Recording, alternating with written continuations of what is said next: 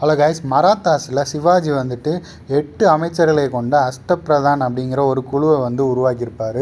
So அவரோட அமைச்சரவையில் வந்துட்டு இந்த 8 அமைச்சர்களுமே ஒவ்வொரு துறையை நிர்வாகம் பண்ணிக்கிட்டு இருந்திருப்பாங்க. ஸோ இந்த ஒவ்வொரு அமைச்சர்களுக்கும் என்னென்ன பொறுப்பு அப்படின்னு சொல்லி நம்ம ஸ்கூல் புக்கில் இருக்குது. ஸோ அது ரிலேட்டடாக டிஎன்பிஎஸ்சிலையும் கேள்வி கேட்டிருக்காங்க. வாங்க பார்க்கலாம். பேஸ்வா அப்படின்னா யார் அப்படின்னா பிரதம அமைச்சர் தான் பேஸ்வான்னு சொல்லுவோம்.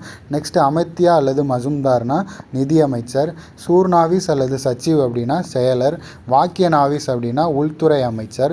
சாரி நௌபத் அல்லது சேனாதிபதி அப்படின்னு யாரை சொல்லுவோம்னா தலைமை தளபதி, அதாவது படைத்தளபதி அப்படி அவர் தான் சாரி நௌபத் அல்லது சேனாதிபதினு சொல்லுவோம்.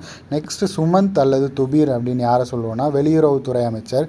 நியாயதீஸ் அப்படின்னா தலைமை நீதிபதி.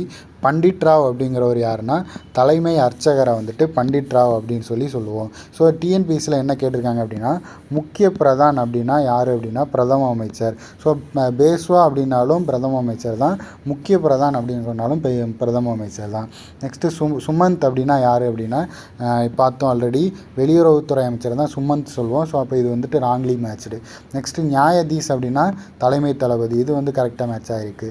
நெக்ஸ்ட்டு சாரி நௌபத் அப்படின்னா இப்போ தான் பார்த்தோம், தலைமை தளபதி தான் சாரி நௌபத் அல்லது சேனாதிபதி அப்படின்னு சொல்கிறாங்க. ஸோ அப்போ ஆன்சர் 1 and 3 தான் கரெக்ட்லி மேட்ச்டு. ஸோ இன்றைக்கி உங்களுக்கான கொஸ்டின் என்னென்னா, கிருஷ்ணதேவராயர் அவரோட அமைச்சரவையில் 8 பேர் கொண்ட ஒரு குழுவை உருவாக்கியிருப்பார். ஸோ அந்த குழுவுக்கு பேர் என்ன அப்படின்னு சொல்லிட்டு கமெண்ட் பாக்ஸில் மென்ஷன் பண்ணுங்கள். நன்றி, வணக்கம்.